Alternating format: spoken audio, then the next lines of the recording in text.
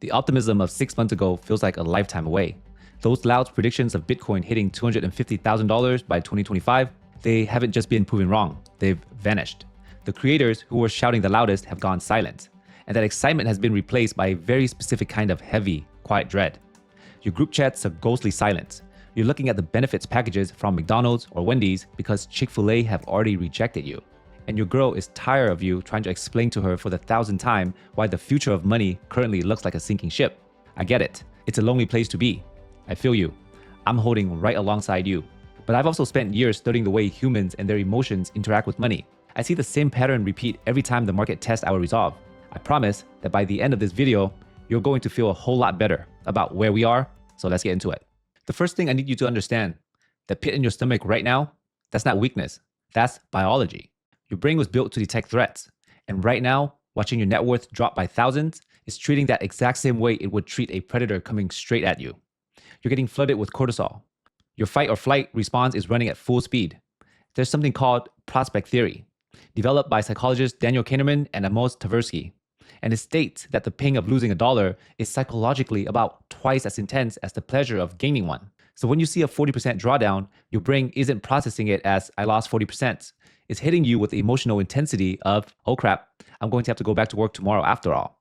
The dream of flipping my desk and walking out on my boss is over. That's why it feels so much worse than the number says it should.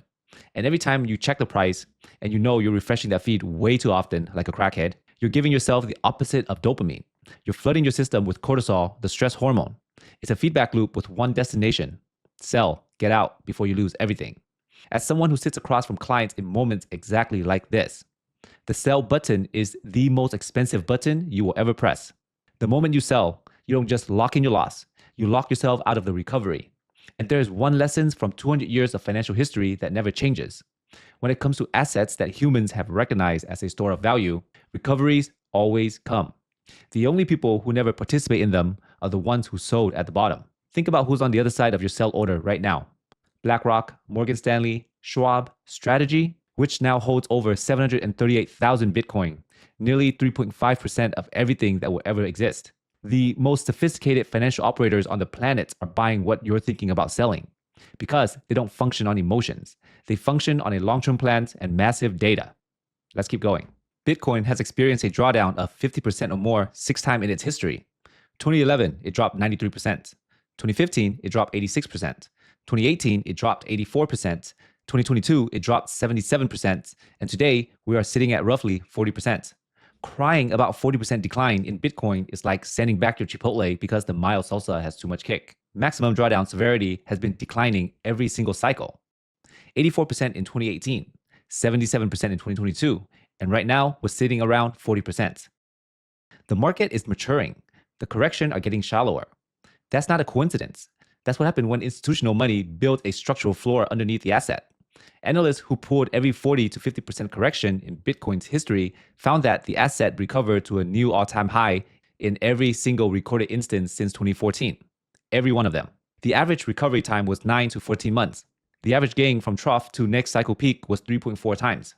From where we're sitting right now, history says the next peak lands somewhere around $200,000 to $230,000. Every cycle, the people who held were generationally rewarded. Every cycle, the people who sold swore they never make the same mistake again, until the next drawdown when the pain got too loud. Your conviction is being tested right now. And that's not a bug. That's a feature. That's how Bitcoin transfers wealth from the impatience to the patience. Which one are you going to be this time? I want to zoom way out, not 4-year cycles or halving. You already know that stuff, but something bigger. Because when you see where Bitcoin sits in the actual arc of human history, that 40% drawdown starts to look a lot less scary. In 1971, Nixon did something that would make your economic professors cry into his coffee. He ended the convertibility of dollars to gold. Basically told the world, yeah, your dollar isn't backed by anything real anymore. Just trust us. Gold got unleashed. It ran from $35 all the way to $195 by 1974. And then it got absolutely demolished, down 47%, all the way back to $103 by 1976. The headlines were brutal. Gold was a bubble. Speculators got what they deserved. The dollar system works just fine. Sounds familiar? Then gold ran to $850 by January of 1980, an 8x from the bottom. a 24x from where it started. Bitcoin's drawdown from 126,000 maps almost perfectly onto gold's 47% crash from $195. We are literally sitting in 1976 right now. Gold is up nearly 80% over the past year, while Bitcoin is down 40%. Gold is doing exactly what it did in the mid-1970s when confidence in the dollar was eroding. $36 trillion in national debt, $2 trillion in annual deficit. BRICS nations actively ditching the dollar. Bitcoin's turn is coming. The Nasdaq went from 1,000 to 5,000 in 3 years. Pets.com, Webvan, companies with zero revenue going public at billion-dollar valuation. It was absolutely chaos. And then it crashed 78%. Trillions gone. And everyone said the internet was a fraud. Except it wasn't. The speculation was a bubble. The technology was not. The infrastructure that got built during the mania, the fiber optic cables, the payment system, the data centers, all of it survived. And the companies actually building real things, Amazon, Google, eBay, they became the most valuable companies in human history. Now look at Bitcoin. In 2024 and 2025, we had our version of that mania. ETF approvals, 126,000 highs, meme coins, influencers, everyone and their barber launching a crypto fund. And now we're in the washout. The tourists are leaving. The leverage is getting flushed out. Weak projects are dying. But what's surviving? The ETF aren't going anywhere. The strategic Bitcoin reserve isn't going anywhere. Morgan Stanley just applied for a national trust bank charter to custody Bitcoin. The infrastructure is accelerating. That's not a bear market. That's Bitcoin taking out the trash. Before Gutenberg invented the printing press, the Catholic Church had ironclad monopoly on information. If you wanted knowledge, you went through them. They controlled what was written, who could read it, and what it meant. That monopoly gave them enormous power over kings, economies, and the entire civilizations. Then Gutenberg changed everything. Within a generation, that monopoly was shattered. Martin Luther didn't just write the 95 Theses, he printed them. Thousands of copies spread across Europe faster than the church could contain it. What followed was the Reformation, the scientific revolution, and the collapse of centuries of centralized power. The printing press didn't just make the books cheaper, it decentralized knowledge, and then it changed everything. Bitcoin is the printing press of money. Central banks have had monopoly on money for centuries. They decided how much gets printed, who gets access, and what it costs. And in recent decades, they have absolutely abused that power. Quantitative easing, zero interest rates, trillions in pandemic stimulus. Your purchasing power getting quietly eroded year after year while they tell you inflation is transitory. Bitcoin breaks that monopoly. It's open source, it's permissionless. Nobody controls it. Nobody can print more of it. And nobody can shut it down. And just like the printing press, once it's out, it cannot be put back in the box. The church couldn't stop it. Monarchies couldn't stop democracy. Record labels couldn't stop the internet. And central banks cannot stop Bitcoin. We are in the messy middle of this transition right now. The old system and the new system are coexisting and fighting each other. And that volatility you're feeling, the drawdown, the fear, the uncertainty, that's the sound of monetary paradigm shifting. It's supposed to be uncomfortable. That's how you know it's real. Let's put the history books down and talk numbers. At the end of the day, I'm a financial planner. And financial planners don't make decisions based on feelings. We make them based on data. And right now, the data is telling a very different story than the price is. Public companies now collectively hold over 1.7 million Bitcoin. That's roughly 8% of everything that will ever exist sitting on a corporate balance sheets. Strategy alone holds 738,000 BTC on an average cost basis of around $66,000 per coin. They are not selling. ETF holds another 5 to 6% of circulating supply.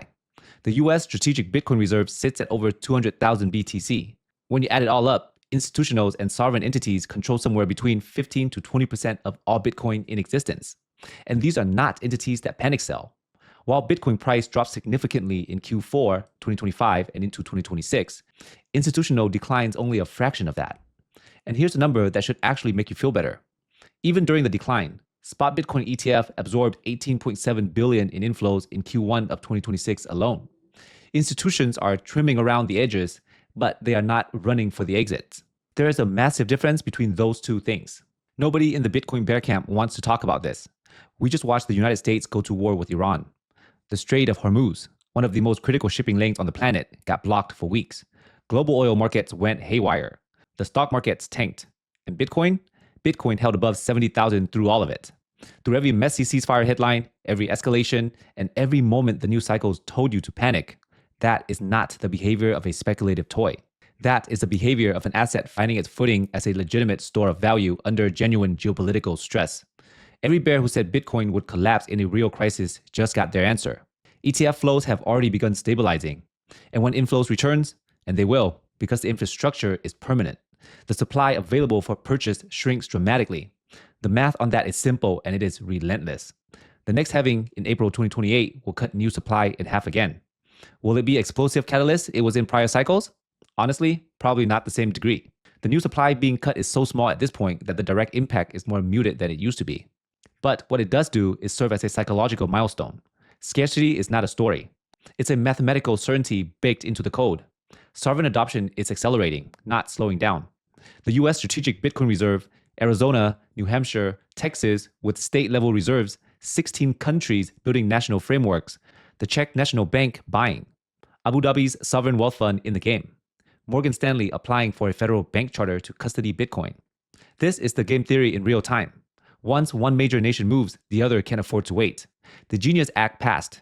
MiCA is fully implemented across Europe. The regulatory infrastructure is locked in. And when I look at all of that, institutional supply locked up, sovereign adoption spreading, regulatory clarity permanent, and then I look at the price sitting around 76,000, I don't see a disaster. I see a disconnect between fundamentals and sentiments. And in my decade plus in finance, those disconnects have always resolved in the favor of the fundamental. Now, I'd be a lousy financial planner if I spent the whole video hyping you up without sharing some opinions from the bears out there. If Bitcoin follows historical patterns, we could still see $30,000 to $40,000 before the cycle fully bottoms. Some analysts are calling for as low as $50,000 by summer, with deeper downside towards $37,000 to $40,000 if key support levels breaks. We thought the Iran war was going to be the event that finally broke Bitcoin, and it held like the Hulk. So what's next? The final recession we've been waiting for 3 years now? Think about what the Fed is going to do when everything starts collapsing. They only have so many tools, and most of them involve printing money. And the last time they printed money, you already know what happened to Bitcoin. So yes, Bitcoin can go lower from here. But when the risk sentiment turns around, you already know which asset is flying to the moon first. So what am I actually doing with my Bitcoin right now? This is not financial advice for anyone watching over the internet, but personally, I'm not selling. Not a single sat. The thesis that brought me to Bitcoin hasn't changed. The broken monetary system is still broken. The fundamental haven't moved down an inch. The only thing that changed is the price. And we already talked about what that means. What I am doing is dollar cost averaging. I've been consistently nibbling below 90K on a set schedule and I haven't stopped. Not once. This isn't exciting. Nobody is making a YouTube thumbnail with a shocked face about dollar cost averaging. But it works because it removes emotion from the equation entirely. You're not trying to time the bottom. You're not trying to be clever. You're just systematically accumulating an assets that you believe in and letting the math work in your favor. The buys that hurt the most in the moment have always produced the greatest returns. Every time, without exception. Your emotions are a contrarian indicator. If buying right now feels awful, and I know it does, that's usually the loudest sign that you should. This part's going to get a little nerdy, but stick with me for just a minute. You want a number, everybody wants a number. Every Bitcoin cycle follows the law of diminishing returns. The multiple shrinks as the asset matures. The 2018 bottom to the 2021 peak was roughly an 8x. Last cycle from 15,500 to 126K is roughly the same. Each cycle percentage gains compress a little. That's not bearish.